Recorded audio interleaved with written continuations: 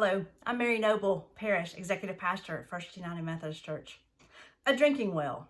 When was the last time you thought about a drinking well? If you're like me, rarely to never do I think about a drinking well until recently. For in about a week's time, the thought of a drinking well crossed my path about 3 times. First was thanks to Facebook.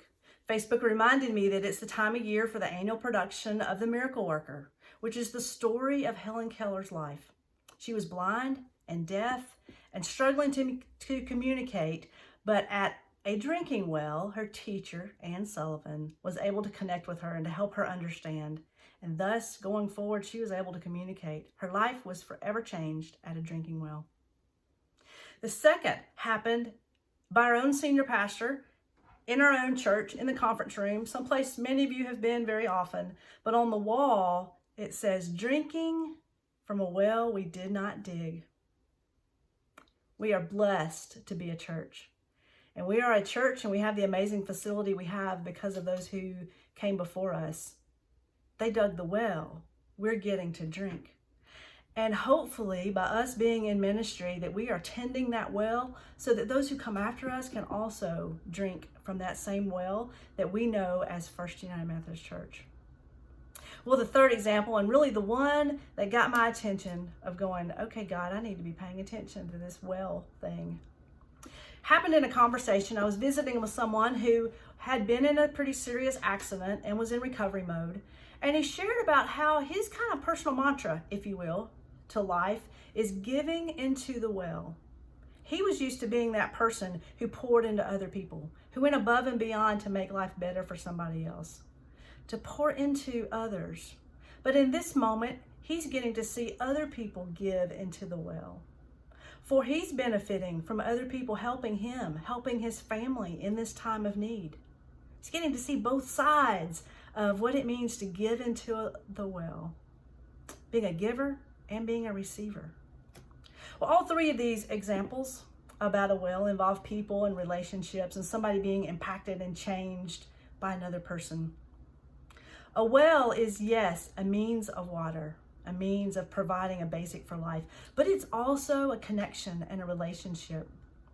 For you see, in Bible times, a well was, yes, a crucial part of life. It's where they got water, their daily basic need met, but it was also where they formed community because they put their houses, they built their houses, they pitched their tents close to a well.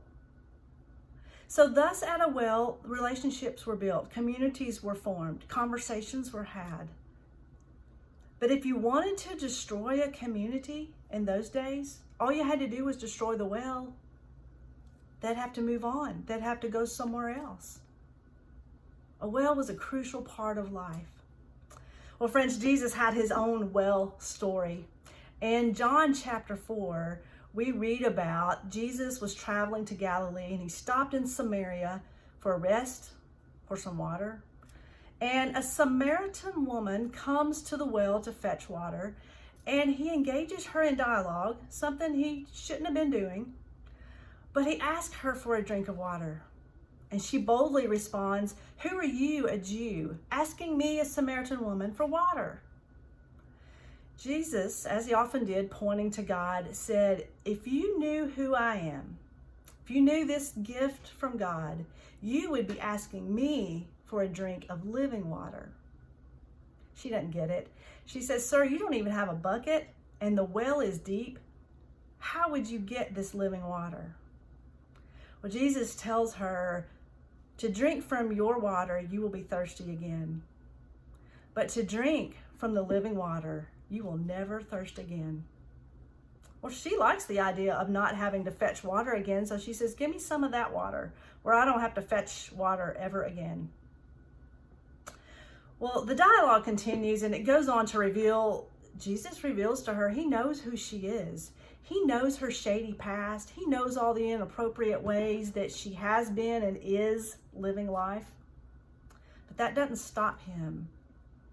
He knows her shortcomings. But he goes on to tell her, the time will come when you worship God. And in that moment, she knows who he is. She says, "You're the Messiah."